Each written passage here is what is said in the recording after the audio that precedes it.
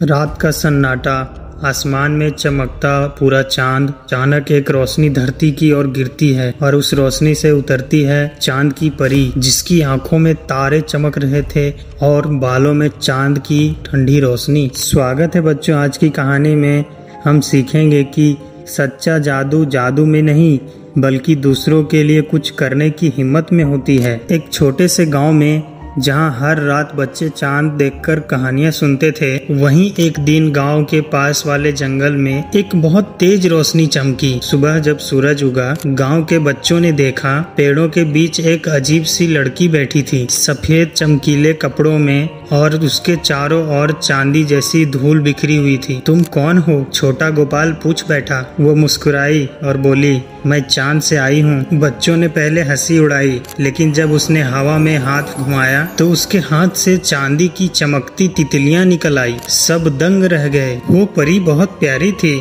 उसका नाम था लुनारा। वो बच्चों को जादू नहीं बल्कि सपने देखना सिखाती थी। वो कहती, चांद की असली रोशनी जादू से नहीं, दिल की सच्चाई से चमकती है। गांव के सारे बच्चे अब हर रात उसके पास आते। वो उन्हें आसमान के रहस्य बताती, कौन सा तारा क्या कहलाता है, कैसे चांद घटता बढ़ता है और क्यों सपनों की भी एक रोशनी होती है। एक दिन गांव पर मुसीबत आई। कई दिनों से बारिश नहीं हुई, खेत सूखने लगे थे, बच्चे रोने लगे। लुनारा, कुछ करो। लुनारा उदास होकर बोली, मैं चाहूँ तो चांद से पानी ला सकती हूँ, पर नियम है, अगर मैं ऐसा करूँ तो मैं वापस चांद नहीं जा पाऊंगी। वो बच्चों की ओर देखती रही, फिर मुस्कुराई, धरती अब मेरी भी है। उसने अपनी चांद की जादुई छड़ी उठाई, आसमान की ओर चमकदार किरणें छोड़ी और अचानक बादल उमड़ पड़े। तेज बारिश शुरू हो गई। गांव वाले झूम उठे, पर उसी पल लुनारा की रोशनी कम होने लगी। गोपाल दौड़ा, बोला, परी मत जाओ। लुनारा ने उसके सर पर हाथ रखा और बोली, जहाँ सच्चाई और दया होगी